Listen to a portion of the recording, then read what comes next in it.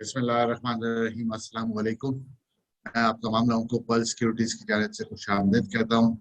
आज का हमारा वेबिनार क्वार्टर एंड के ऊपर आया है। अच्छा, ये क्वार्टर हमारे पास जो मार्केट की परफॉर्मेंस के पॉइंट ऑफ व्यू से बात की जाए तो अप्रोक्सीमेटली 5% मार्केट नेगेटिव रही इस क्वार्टर में। अच्छा है, तो हमारे पास मेजर क्वेरीज आई हैं ड्यूरिंग लास्ट फ्यू डेज। उसमें सबसे मेजर क्वेरी जो थी वो थी आपका रुपी डेप्रिसिएशन। इसके अलावा हमारा जो करंट अकाउंट डेफिसिट बढ़ रहा है उसके ऊपर काफी ज्यादा लोगों के कंसर्न्स हैं, इंपोर्ट बिल के ऊपर। और अगर इन सब की चीजों की बात करें तो मेरा जनरल ओपिनियन जो लेमैन व्यू बनता है वो ये बनता है कि एक तो हमारे पास हायर कमोडिटी प्राइसेस की वजह से काफी हमारे इंपोर्ट के ऊपर प्रेशर आया हुआ है जो हमारे करंट अकाउंट को डिस्टर्ब कर रहा है। फिर दूसरा हमारे पास जो रुपी डेप्रिसिएट कर रहा है वो हमारा इन्फ्लेशनरी प्रेशर डेवलप कर रहा है। और ड्यूरिंग दिस क्वार्टर हमने 0.25% का डिस्काउंट रेट में इंक्रीज देखा जो कि मार्केट के लिए काफी डिस्टर्बिंग रहा।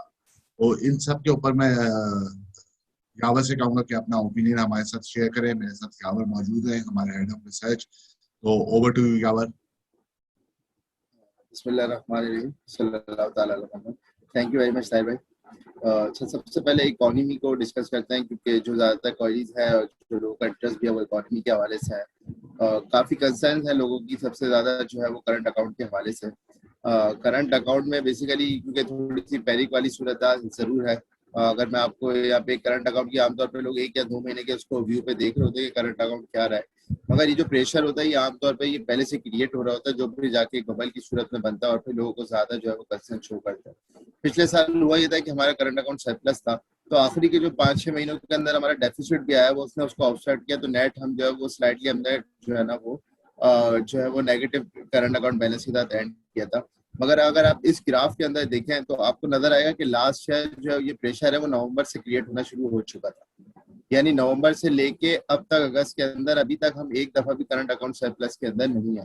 तो क्यूमुलेटिवली ये 9 मंथ्स बनते हैं और ये 9 मंथ्स के अंदर हमारा जो है वो करंट अकाउंट जो बैलेंस है वो नेगेटिव में था, और अब वो बढ़ के इतना हो गया कि उसका प्रेशर हमने पिछले 3 महीनों के अंदर अपने रुपये के ऊपर भी देखा है। और जो है वो अब जो जिस तरह की रिस्ट्रिक्शन लगा रहे हैं स्टेट बैंक, ये सारे उस चीज़ का वो जो है एक तरह से एक साथ तसलसल है जो कि हम नवंबर से विटनेस कर रहे हैं। क्योंकि इकोनॉमी हमारी जो है वो दोबारा से रिबाउंड हुई है पिछले साल जब हमने कोविड के बाद से निकले हैं। तो हमारा करंट अकाउंट सरप्लस था हमारे लास्ट जो अक्टूबर के अंदर 530 मिलियन का। उसके बाद से हम जो है तकरीबन हर दफा हर महीने हमने डेफिसिट पोस्ट किया। तो क्यूमुलेटिवली अगर मैं 9 मंथ्स को सम करूं तो लोग आमतौर पर इसको 1 अगस्त के महीने से स्टैंडर्ड लोन बेसिस के ऊपर देख रहे होते हैं, लेकिन अगर आप 9 मंथ्स में देखें तो तकरीबन $5.8 बिलियन का करंट अकाउंट डेफिसिट बनता है। तो ऑलमोस्ट $6 बिलियन हैं जो हमने पिछले 9 मंथ्स के अंदर किए हैं। लेकिन ये कंसर्न ज्यादा बड़ी जो पिछले 3 महीनों के अंदर ऑन एवरेज हमने $1 बिलियन से ऊपर का डेफिसिट किया। $1.8 बिलियन हमने जून में किया, फिर हमने अगस्त के अंदर जुलाई में किया और 840 का, फिर अभी अगस्त के अंदर भी $1.5 बिलियन का डेफिसिट है। तो ये कंटिन्यूस डेफिसिट आ रहा है जिसकी वजह से हमारा जो रुपये के ऊपर जो लोगों के क्वेश्चन है वो रुपये के ऊपर जो प्रेशर है वो इसी वजह से है कि अब जो है वो रुपये यहाँ से स्लिप होना शुरू हो रहा है। और हमने देखा कि वो 152 153 से होता हुआ 170 के वो भी क्रॉस कर चुका है। तो ये रुपये के ऊपर जो मेजर प्रेशर है वो हमारे करंट अकाउंट बैलेंस की वजह से है, क्योंकि करंट अकाउंट बैलेंस का जो आमतौर पे गैप आता है वो आपको पता है कि हमारी इम्पोर्ट और एक्सपोर्ट्स के डिफरेंस की वजह से ही आता है। तो हमारी जो इम्पोर्ट्स हैं अगर आप इसको लास्ट ईयर नवंबर से भी देखें तो ऑलमोस्ट हमने हर महीने में जो है ना वो अपनी इम्पोर्ट्स को नवंबर से जो है ना हमारी ऊपर रही। दिसंबर हमने ऊपर किया है तकरीबन $4.6 बिलियन से ऊपर किया है, फिर ये तकरीबन $4 बिलियन के करीब रहा और बढ़ते बढ़ते हम जो है वो ऑलमोस्ट अब जो है वो $6 बिलियन के करीब हम सितंबर के अंदर आ चुके। तो यहाँ पे हमने $6 बिलियन की हमारी इम्पोर्ट्स हो चुके हैं। तो डेफिसिट हमारा ऑब्वियसली एक्सपोर्ट्स में आपको नजर आएगा कि कोई खास ग्रोथ नहीं है। 2.1 2.3 $2.4 बिलियन के करीब ऑन एवरेज हमारी एक्सपोर्ट्स है, बट इम्पोर्ट्स बढ़ते हुए नवंबर से $4 बिलियन होते हुए $6 बिलियन के ऊपर आ गए। तो हर महीने $2 बिलियन एडिशनल हमारी इसके ऊपर प्रेशर आ रहा है जिसकी वजह से हमारा रुपये अंडर प्रेशर है।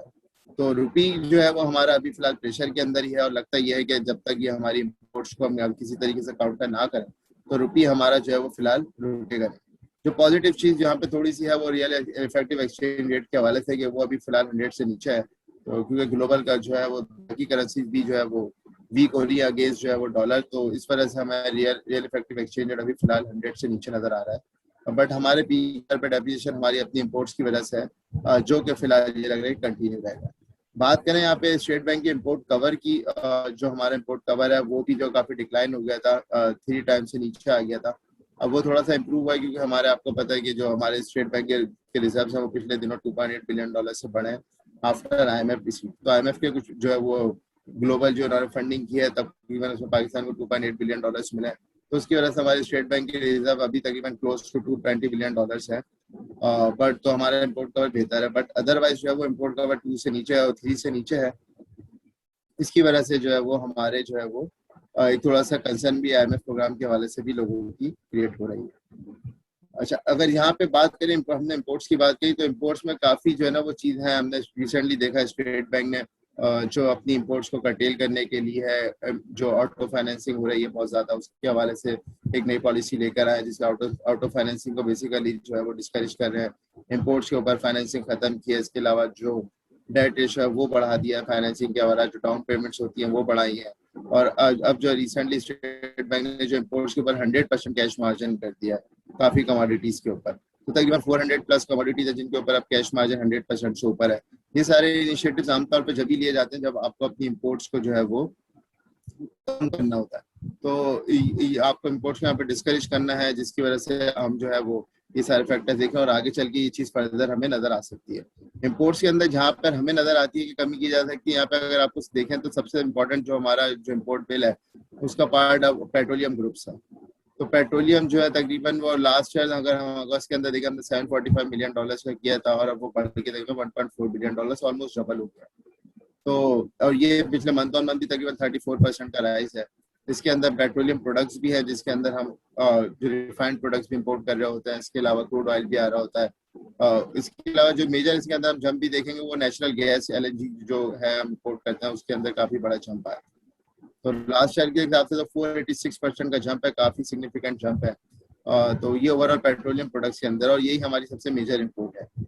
इसके अलावा अगर नेक्स्ट देखा जाए तो हमारे अंदर केमिकल हैं जो इंडस्ट्रियल रॉ मटेरियल्स हैं, वो तो हमने फिलहाल मंथ ऑन मंथ को इतना बड़ा उसके अंदर इंक्रीज नहीं है, बस लास्ट ईयर के हिसाब से जो है उसके अंदर भी एक इंक्रीज हमें नजर आया 54% का। तो जो थोड़ी बहुत कमी हो सकती है वो यहाँ पर वो यही है कि आप जो है वो ट्रांसपोर्ट ग्रुप के अंदर कुछ जो है वो इम्पोर्ट्स को जो है वो डिस्करेज करें। मंथ ऑन मंथ बेसिस के ऊपर थोड़ी सी कम जरूर हुई है क्योंकि रुपीट अप्रिशिएट हो रहा है, थोड़ा सा डिस्करेज होता है, लोग महंगी होती हैं चीजें। अगर लाल बट इसको लास्ट ईयर से देखें आप तो 182% का जंप है ट्रांसपोर्ट ग्रुप के अंदर। इसके अंदर जो है काफी सारी चीजें आ रही होती है, आपके मोटर कार्स भी हैं, आपकी CKD यूनिट्स भी आ रहे होते हैं। तो अभी फिलहाल इन चीज़ों को रोकना और जरूरी है। तो स्टेट बैंक ने इसी वजह से ये इनिशिएटिव दिए हैं कि ऑटो फाइनेंसिंग को थोड़ा सा कम किया ताकि जो हमारी इम्पोर्ट्स हैं वो कम हो। और मशीनी इम्पोर्ट्स थोड़ी सी रुकी है मंथ ऑन बेसिस के ऊपर। और ये जो मेजर के कंसर्न है फूड इम्पोर्ट्स के हवाले से, तो ये फिलहाल फूड इम्पोर्ट्स लगता है कि अभी इतनी जल्दी शायद नीचे ना आए क्योंकि कमोडिटी प्राइसेस भी हाई है। हर चीज़ की जो प्राइसेस अगर आप देख रहे होंगे इंटरनेशनल मार्केट्स को, तो चाहे वो फूड के से रिलेटेड हो या नॉन फूड आइटम्स हो, सबकी प्राइसेस जो वो अपने रिकॉर्ड हाई लेवल्स के ऊपर है। तो ये कंसर्न अभी फिलहाल अपनी जगह पे, फूड ग्रुप के अंदर शायद इतनी तेजी के साथ हमारी इंपोर्ट्स कम ना हो। अदरवाइज जो है मशीनरी ग्रुप्स के अंदर थोड़ी सी कम हो सकती है, ट्रांसपोर्ट के अंदर ये कम हो सकती है।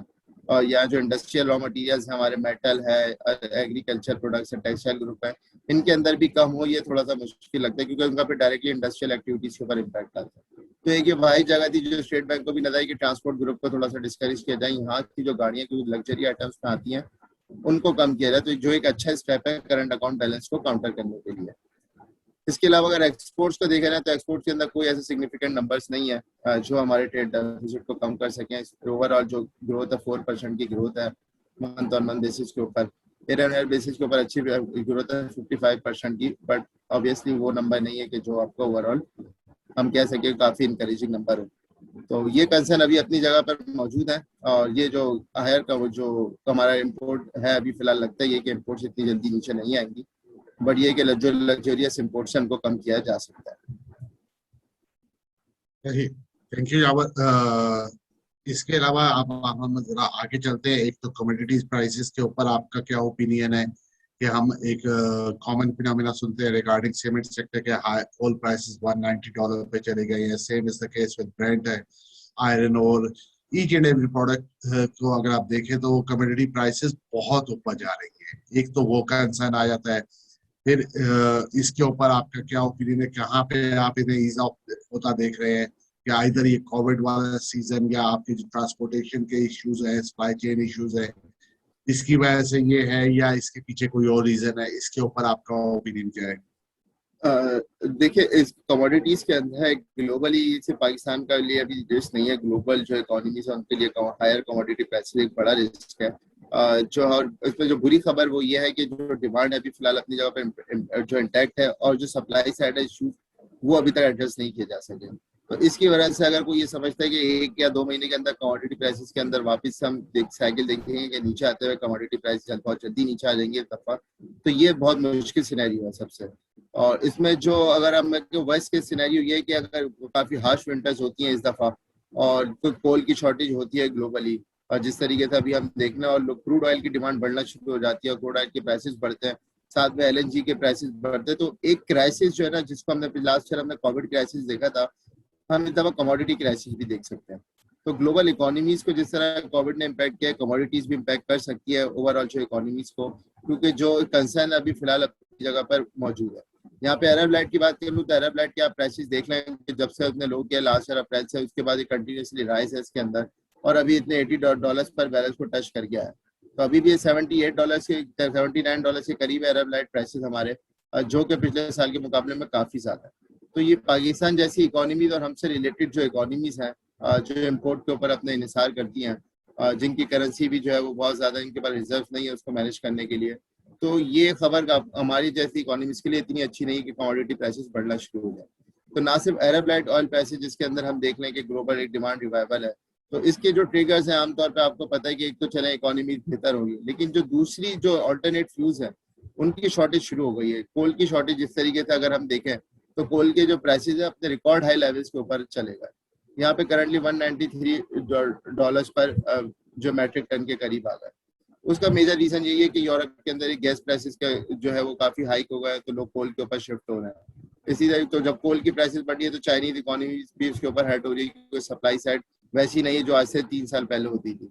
तो सप्लाई साइड अपनी जगह पर मौजूद है और डिमांड काफी बढ़ना शुरू हो गई है, तो जिसकी वजह से कोल प्राइसेस, अभी तो विंटर्स स्टार्ट नहीं हुआ, जैसी विंटर्स स्टार्ट होगी तो हो सकता है हम एक ऐसे प्राइस देखें जो अभी तक हमने एज्यूम भी ना किए हों, क्योंकि जो अभी तक हमने हिस्ट्री के अंदर देखा $190 पर मैट्रिक टन के करीब जो प्राइस हाई करके आया था 2009 के अंदर।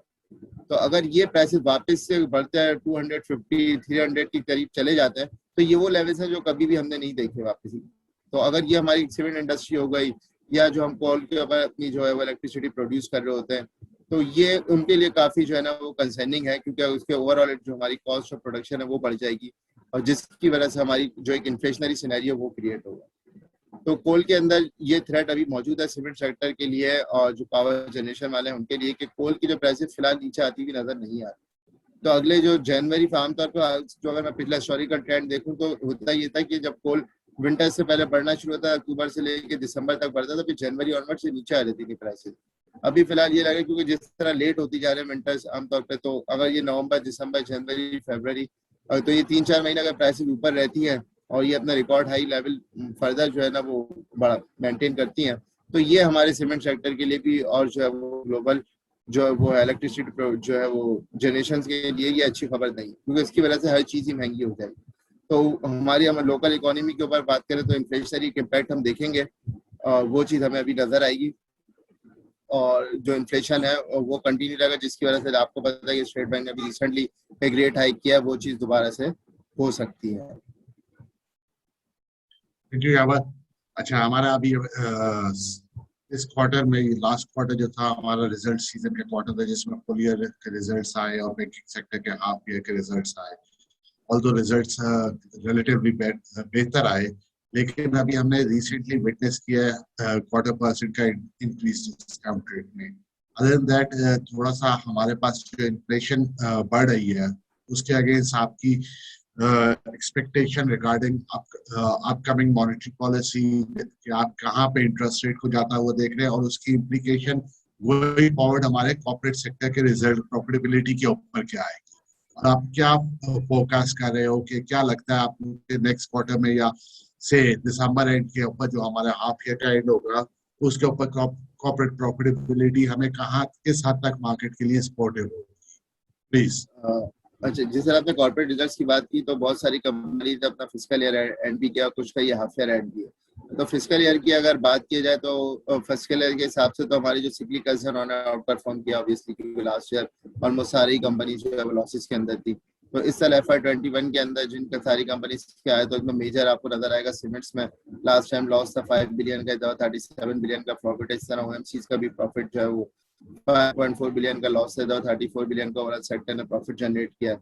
सिमिलरली स्टील सेक्टर का भी यही 368 मिलियन का लॉस था लास्ट टाइम और 12.8 बिलियन का प्रॉफिट है। तो सिक्लिकल्स ने बेसिकली आउट परफॉर्म किया फुल ईयर की बेसिस के ऊपर। और जो बैंक के रिजल्ट्स हैं वो अपनी जगह पे इंटैक्ट है, बैंक की प्रॉफिटेबिलिटी मेंटेन रही है फिजिकल ईयर के हिसाब से। और जो हमारी ये उसके में अंदर कोई बहुत बड़ा डिक्लाइन नहीं है, तकरीबन 6% का डिक्लाइन।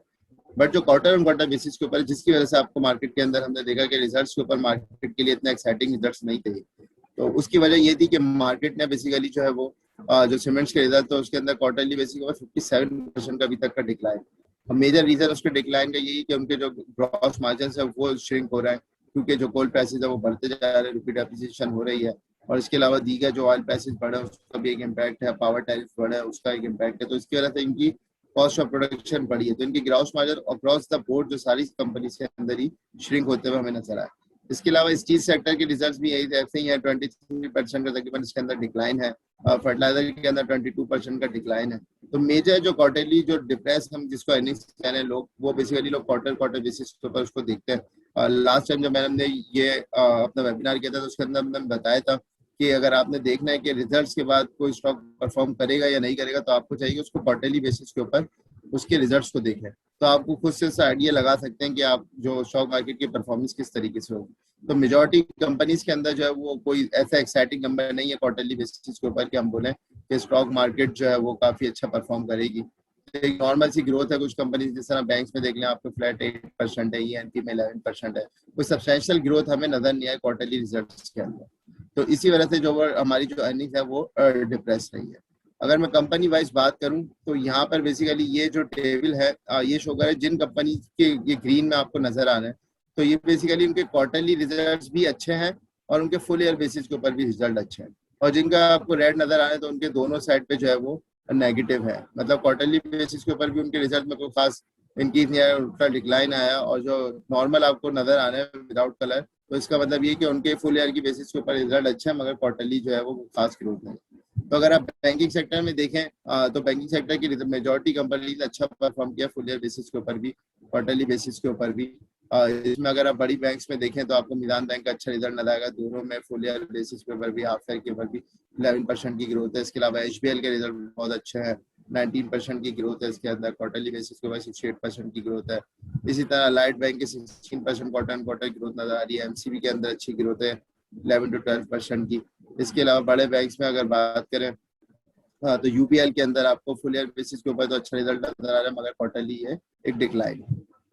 इस तरह तो ओवरऑल बैंकिंग सेक्टर के रिजल्ट जो है वो बेहतर थे, और अगर देखा जाए तो बैंकिंग सेक्टर इसी वजह से इतना डिक्लाइन भी हमने विटनेस नहीं किया। केमिकल्स के अंदर कोई खास एक्साइटिंग रिजल्ट नहीं है, आपको नजर आ सकता है ऑलमोस्ट सारी कंपनीज के रिजल्ट के अंदर क्वार्टरली बेसिस के ऊपर डिक्लाइन है।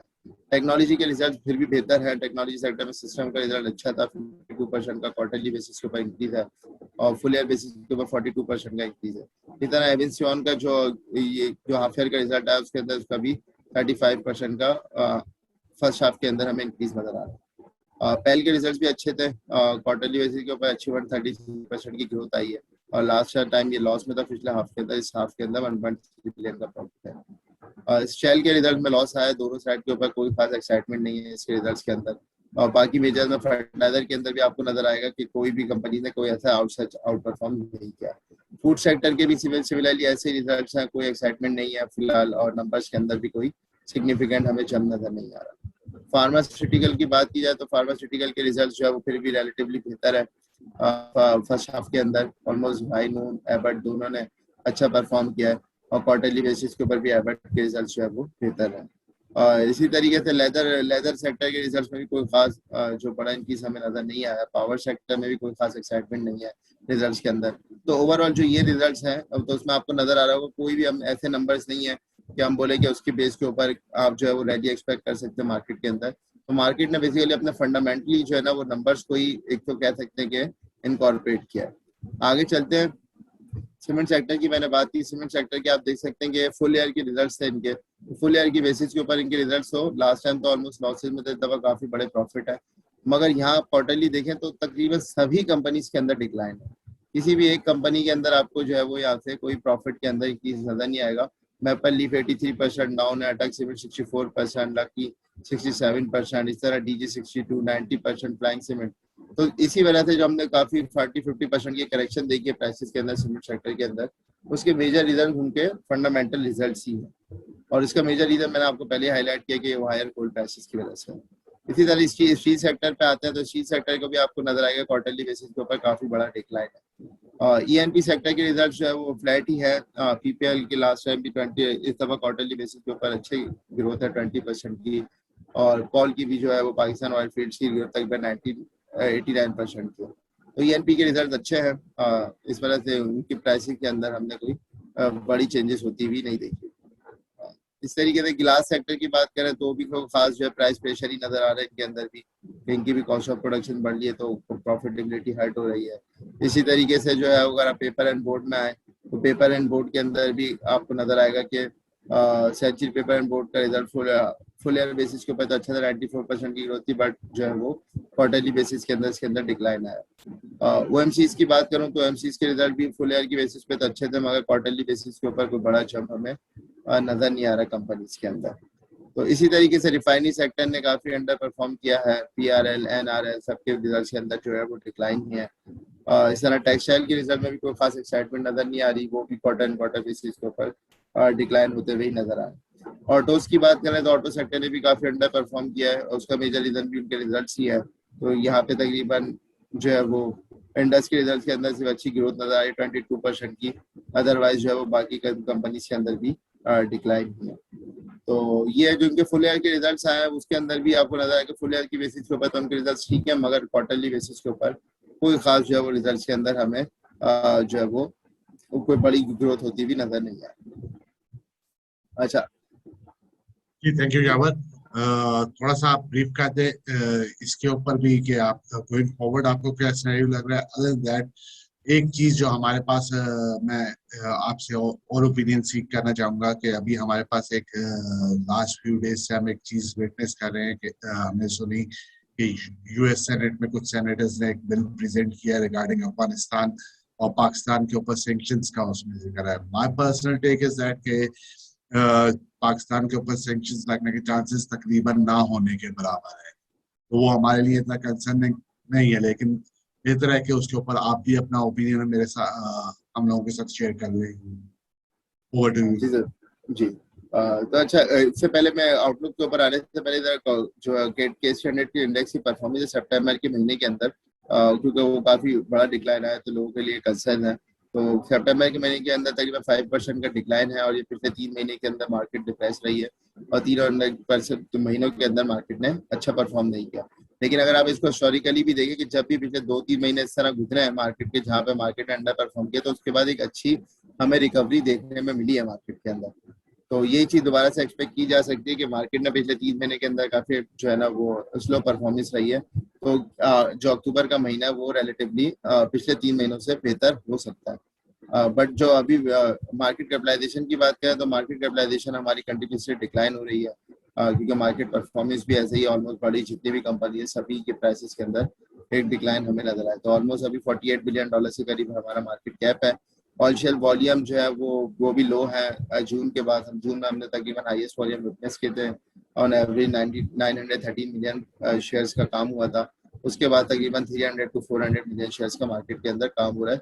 तो एक्टिविटी जून के महीने के बाद काफी जो है वो डिक्लाइन आई है।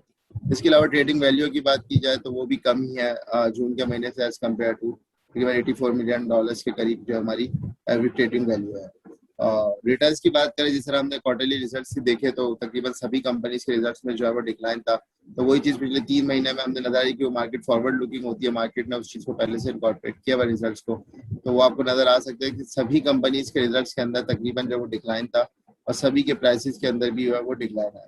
सबसे ज्यादा जो अंडर परफॉर्मर है वो रिफाइनरी सेक्टर है और उसके मेजर रीजन था वही रिफाइनरी पॉलिसी, जिस तरह हमने देखी कि रिफाइनरी पॉलिसी डिले होती रही है। इसके अलावा क्रूड इंटरनेशनल मार्केट में बढ़ता रहा तो इसकी वजह से भी रिफाइनरी सेक्टर के अंदर एक प्रेशर है, और अभी तक जो है वो क्वेश्चन मार्क अभी है रिफाइनरी पॉलिसी पे। तो वही चीज़ अभी हमें प्राइसेस के अंदर भी नजर है। सिर्फ जो टेक्नोलॉजी सेक्टर और बैंक्स है जिन्होंने थोड़ा परफॉर्म किया, टेक्नोलॉजी ने आउट परफॉर्म किया तकरीबन 13% और बैंक्स ने तकरीबन 3%। और ये टॉप गेनर्स है, लूजर है इसके अंदर कोई बड़ी कंपनी गेनर के अंदर आपको नजर नहीं आएगी, ज्यादातर स्मॉल कंपनीज और जो लो टियर स्टॉक्स है वो इसके अंदर शामिल है। और मेजर लूजर्स के अंदर आपको जो है वो कुछ कंपनीज नजर आएंगी जिसके अंदर NRL वगैरह है, 42% का डिक्लाइन है, ANL 41% का है, AHL 41%। तो ये भी काफी जो तकरीबन 50% के करीब जो हमें डिक्लाइन नजर आया। अच्छा, ये ओवरऑल एसेट क्लासेस हैं। जो रिटर्न्स की अगर मैं बात करूँ FY22 टिल डेट यानी 3 महीने के जो रिटर्न्स है, तो KSE 100 ने डॉलर टर्म्स के अंदर तकरीबन 12.4% का जो नेगेटिव रिटर्न है।